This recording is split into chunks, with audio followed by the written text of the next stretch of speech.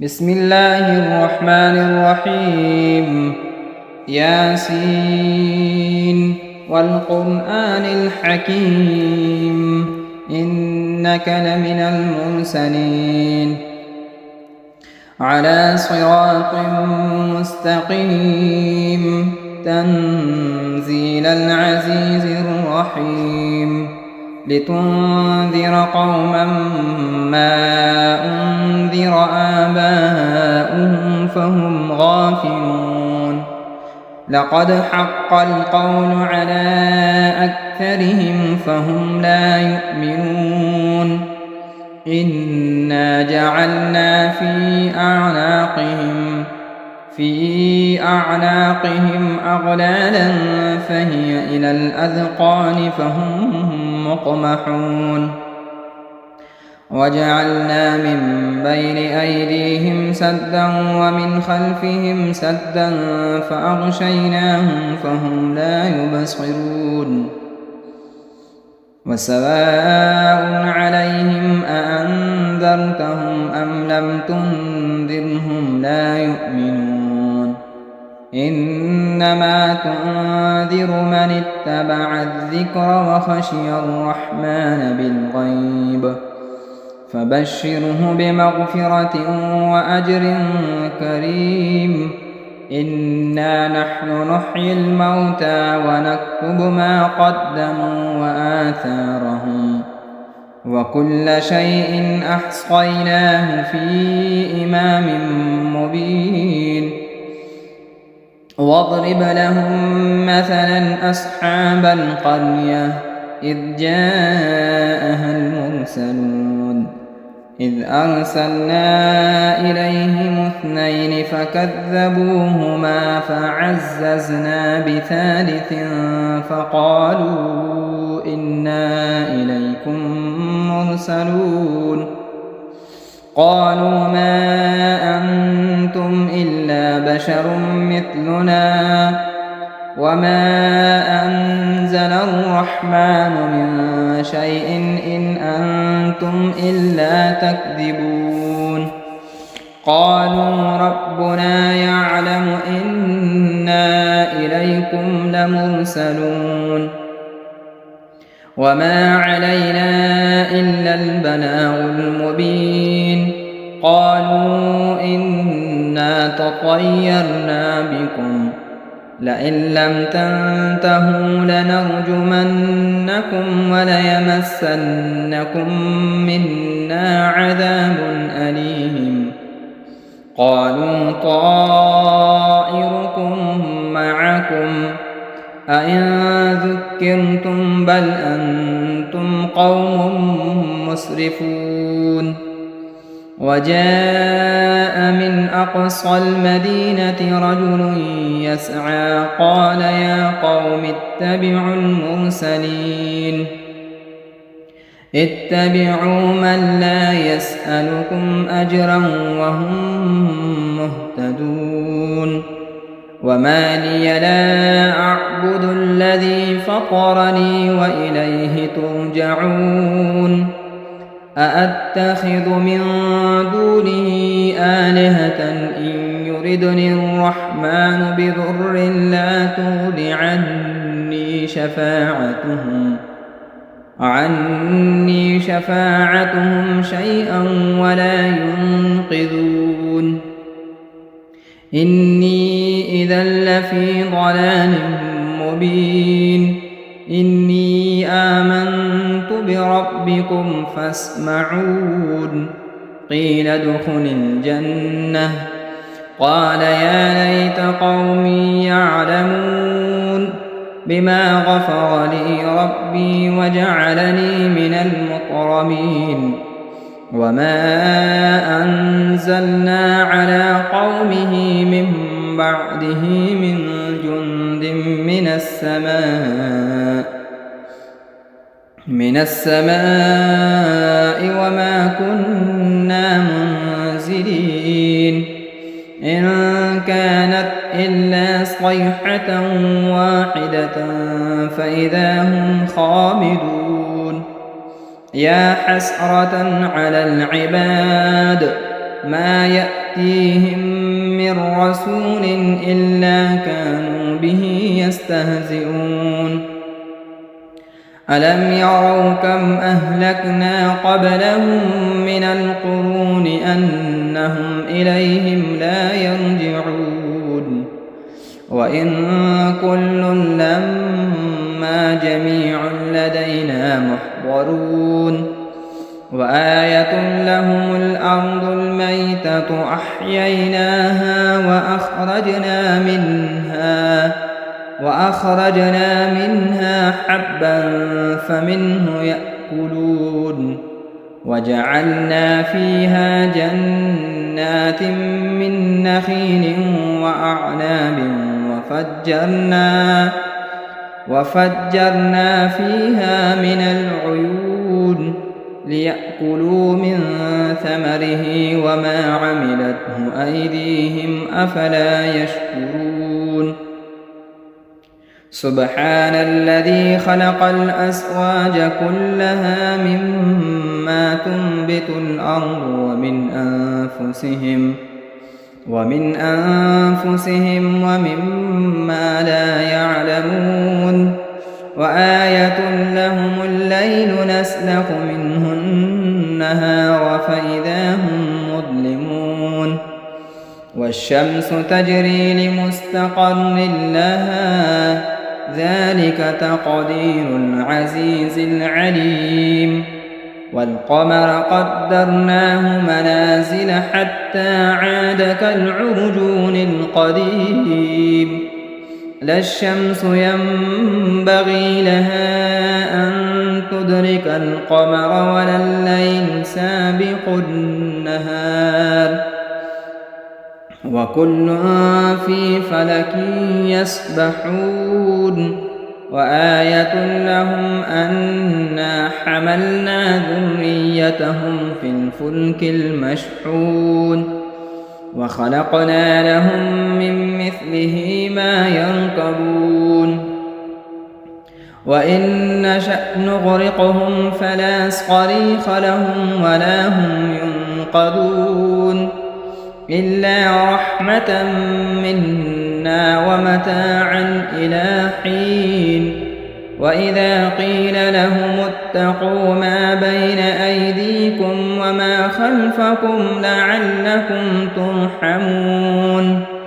وما تأتيهم من آية من آيات ربهم إلا كانوا عنها معرضين وإذا قيل لهم أنفقوا مما رزقكم الله قال الذين كفروا للذين آمنوا أنطعم من لو يشاء الله أطعمه إن أنتم إلا في ضلال مبين ويقولون متى هذا الوعد إن كنتم صادقين ما ينظرون إلا صيحة واحدة تأخذهم وهم يخصمون فلا يستطيعون توصية ولا إلى أهلهم يرجعون ونفخ في الصور فإذا هم من الأجداث إلى ربهم ينسلون قالوا يا ويلنا من بعثنا من مرقدنا هذا ما وعد الرحمن وصدق المرسلون إن كانت إلا صيحة واحدة فإذا هم جميع لدينا محضرون فاليوم لا تظلم نفس شيئا ولا تجزون إلا ما كنتم تعملون إن أصحاب الجنة اليوم في شغل فاكهون هم وأزواجهم في ظلال على الأرائك متكئون لهم فيها فاكهة ولهم ما يدعون سلام قولا من رب رحيم وامتازوا اليوم أيها المجرمون ألم أعهد إليكم يا بني آدم ألا تعبدوا الشيطان إنه لكم عدو مبين وأن اعبدوني هذا صراط مستقيم ولقد أضل منكم جبلا كثيرا أفلم تكونوا تعقلون هذه جهنم التي كنتم توعدون اصلوها اليوم بما كنتم تكفرون اليوم نختم على أفواههم وتكلمنا أيديهم وتشهد أرجلهم بما كانوا يكسبون ولو نشاء لطمسنا على أعينهم فاستبقوا الصراط فأنى يبصرون ولو نشاء لمسخناهم على مكانتهم فما استطاعوا مضيا ولا يرجعون ومن نعمره ننكسه في الخلق أفلا يعقلون وما علمناه الشعر وما ينبغي له إن هو إلا ذكر وقرآن مبين لينذر من كان حيا ويحق القول على الكافرين أولم يروا أنا خلقنا لهم مما عملت أيدينا أنعاما فهم لها مالكون وذللناها لهم فمنها ركوبهم ومنها يأكلون ولهم فيها منافع ومشارب أفلا يشكرون واتخذوا من دون الله آلهة لعلهم ينصرون لا يستطيعون نصرهم وهم لهم جند محضرون فلا يحزنك قولهم إنا نعلم ما يسرون وما يعلنون أولم ير الإنسان أنا خلقناه من نطفة فإذا هو خصيم مبين وضرب لنا مثلا ونسي خلقه قال من يحيي العظام وهي رميم قل يحييها الذي أنشأها أول مرة وهو بكل خلق عليم الذي جعل لكم من الشجر الأخضر نارا فإذا أنتم منه توقدون أوليس الذي خلق السماوات والأرض بقادر على أن يخلق مثلهم بلى وهو الخلاق العليم إنما أمره إذا أراد شيئا أن يقول له كن فيكون فسبحان الذي بيده ملكوت كل شيء وإليه ترجعون بسم الله الرحمن الرحيم الرحمن علم القرآن خلق الإنسان علمه البيان الشمس والقمر بحسبان والنجم والشجر يسجدان والسماء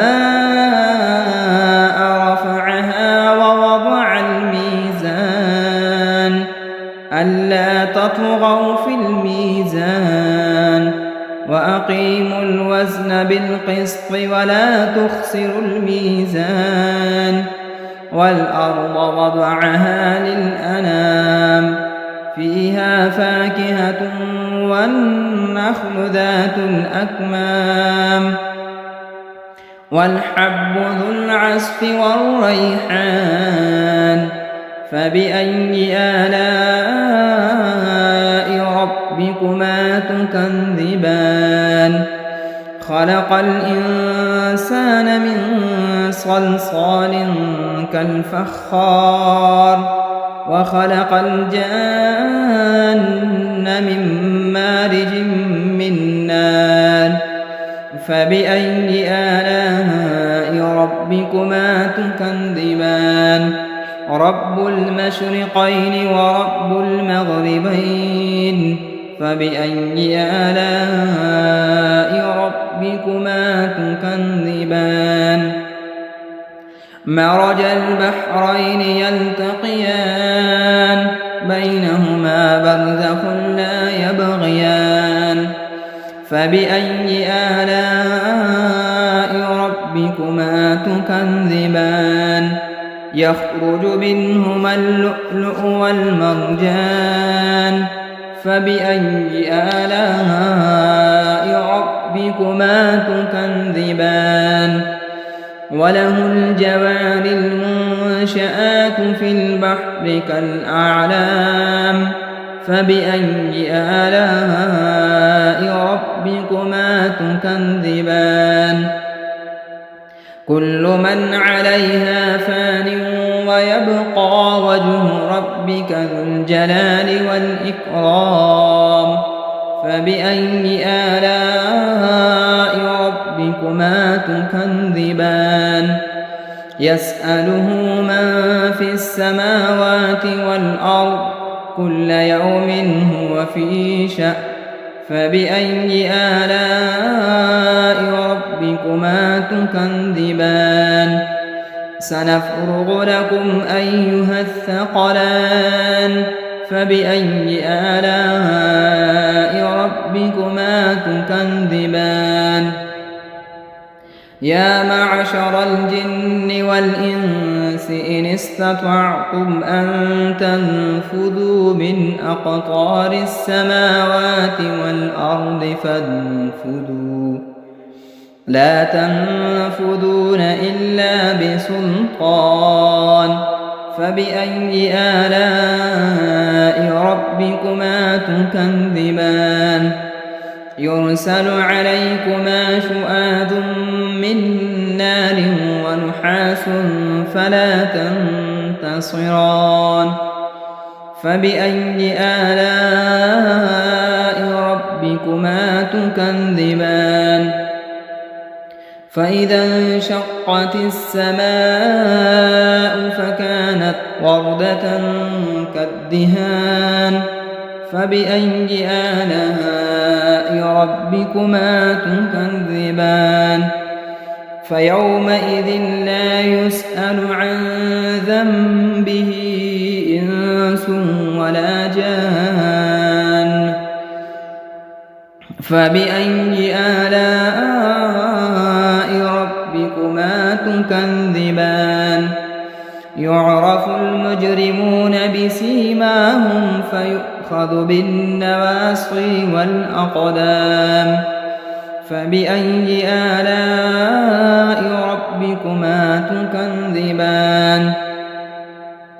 هذه جهنم التي يكذب بها المجرمون يطوفون بينها وبين حميم آن فبأي آلاء ربكما تكذبان ولمن خاف مقام ربه جنتان فبأي آلاء ربكما تكذبان ذواتا أفنان فبأي آلاء ربكما تكذبان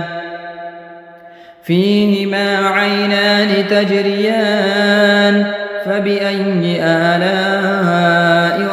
ربكما تكذبان فيهما من كل فاكهة زوجان فبأي آلاء ربكما تكذبان متكئين على فرش بطائنها من استبرق وجنى الجنتين دان فبأي آلاء ربكما تكذبان فيهن قاصرات الطرف لم يطمثهن إنس قبلهم ولا جان فبأي آلاء ربكما تكذبان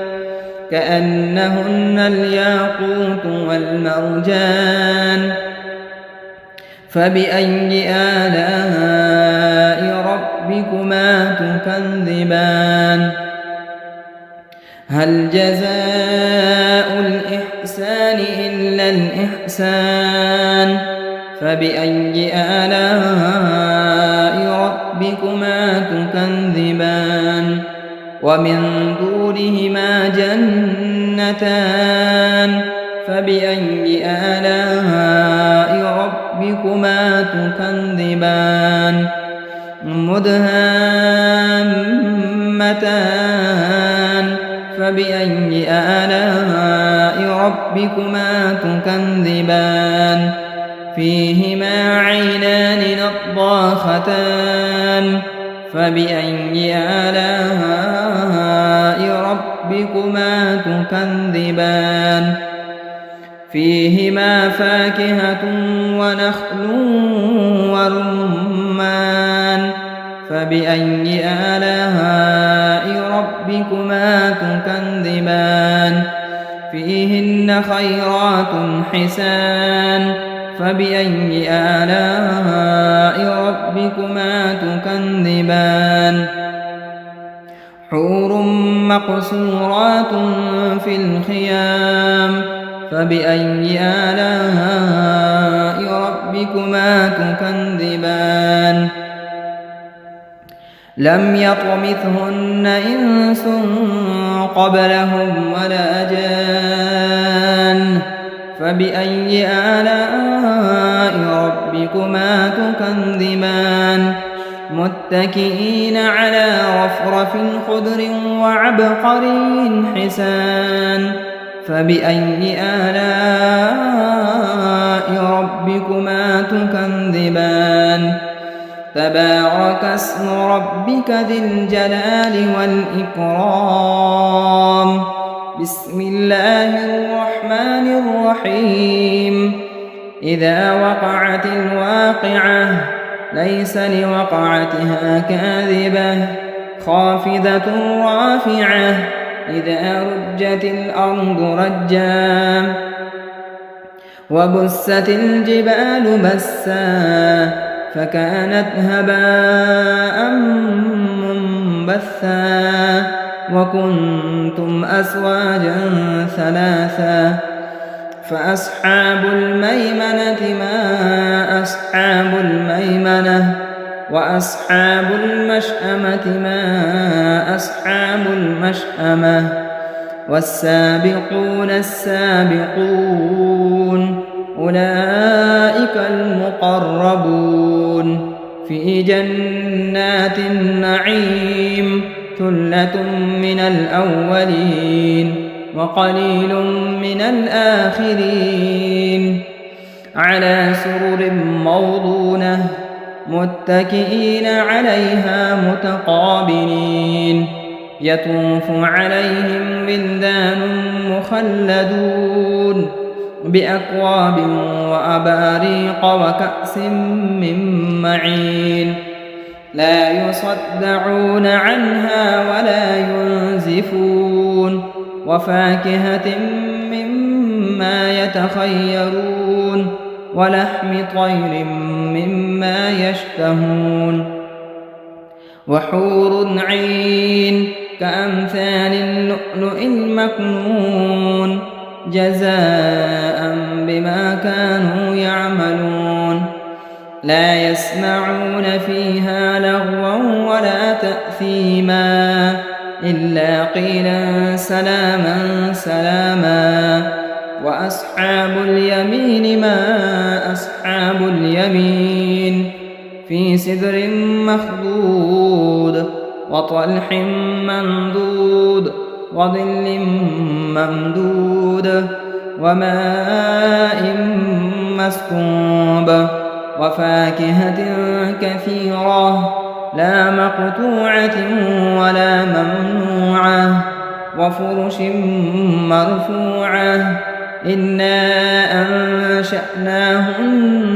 إنشاء فجعلناهن أبكارا عربا أترابا لأصحاب اليمين ثلة من الأولين وثلة من الآخرين وأصحاب الشمال ما أصحاب الشمال في سموم وحميم وظل من يحموم لا بارد ولا كريم إنهم كانوا قبل ذلك مترفين وكانوا يصرون على الحنث العظيم وكانوا يقولون أئذا متنا وكنا ترابا وعظاما أئنا لمبعوثون أوآباؤنا الأولون قل إن الأولين والآخرين لمجموعون إلى ميقات يوم معلوم ثم إنكم أيها الضالون المكذبون لآكلون من شجر من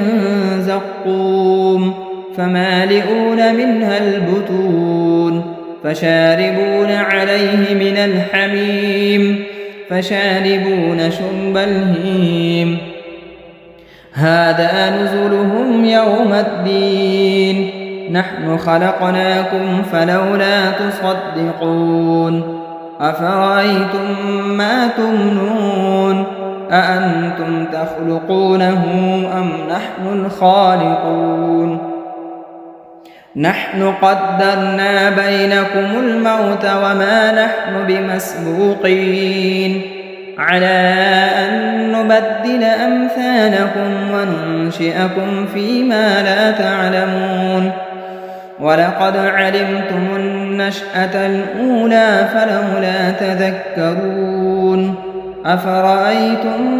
ما تحرثون أأنتم تزرعونه أم نحن الزارعون لو نشاء لجعلناه حطاما فظلتم تفكهون إنا لمغرمون بل نحن محرومون أفرأيتم الماء الذي تشربون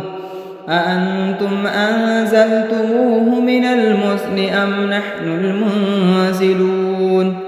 لو نشاء جعلناه أجاجا فلولا تشكرون أفرأيتم النار التي تورون أأنتم أنشأتم شجرتها أم نحن المنشئون نحن جعلناها تذكرة ومتاعا للمقوين فسبح باسم ربك العظيم فلا أقسم بمواقع النجوم وإنه لقسم لو تعلمون عظيم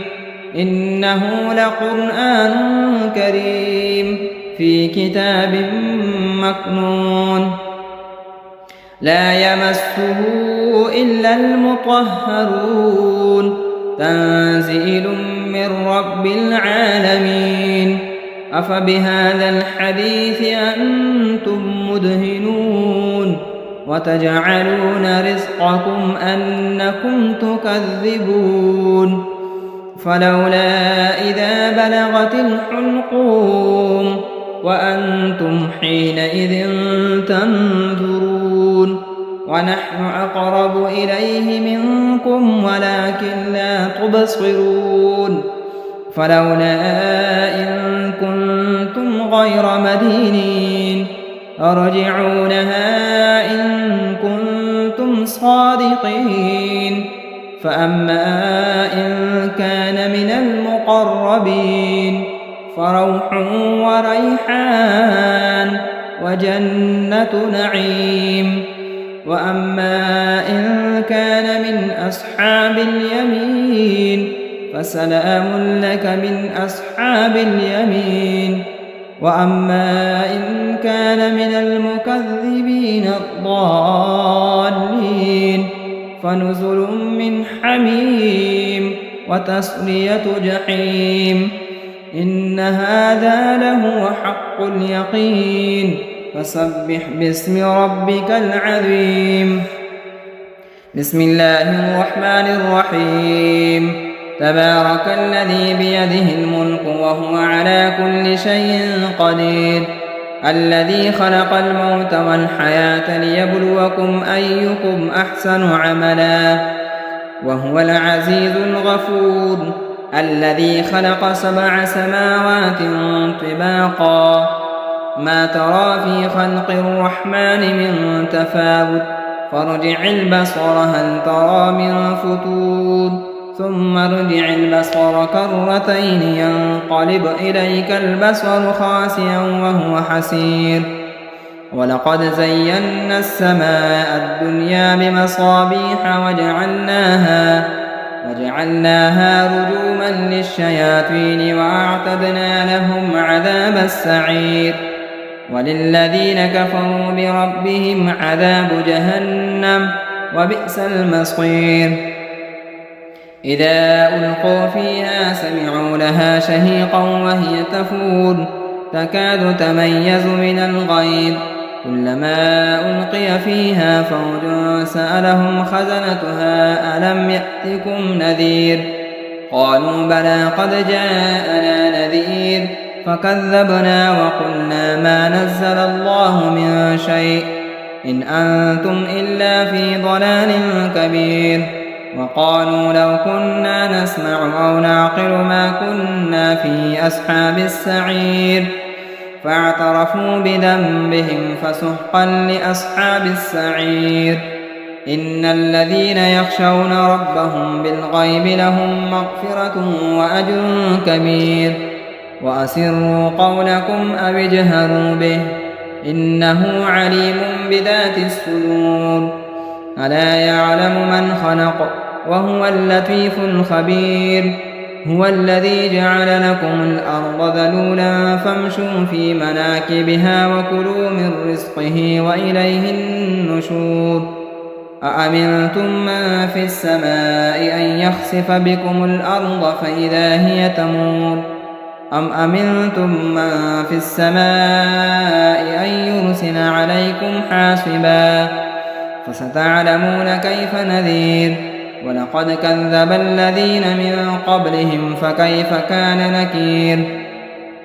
أولم يروا إلى الطير فوقهم صافات ويقبض ما يمسكهن إلا الرحمن إنه بكل شيء بصير أمن هذا الذي هو جند لكم ينصركم من دون الرحمن إن الكافرون إلا في غرور أمن هذا الذي يرزقكم إن أمسك رزقه بل لجوا في عتو ونفور أفمن يمشي مكبا على وجهه أهدى أمن يمشي سويا على صراط مستقيم قل هو الذي أنشأكم وجعل لكم السمع والأبصار والأفئدة قليلا ما تشكرون قل هو الذي ذرأكم في الأرض وإليه تحشرون ويقولون متى هذا الوعد إن كنتم صادقين قل إنما العلم عند الله وإنما أنا نذير مبين فلما رأوه زلفة سيئت وجوه الذين كفروا وقيل هذا الذي كنتم به تدعون قل أرأيتم إن أهلكني الله ومن معي أو رحمنا فمن يجير الكافرين من عذاب أليم قل هو الرحمن آمنا به وعليه توكلنا فستعلمون من هو في ضلال مبين قل أرأيتم إن أصبح ماؤكم غورا فمن يأتيكم بماء معين صدق الله مولانا العظيم.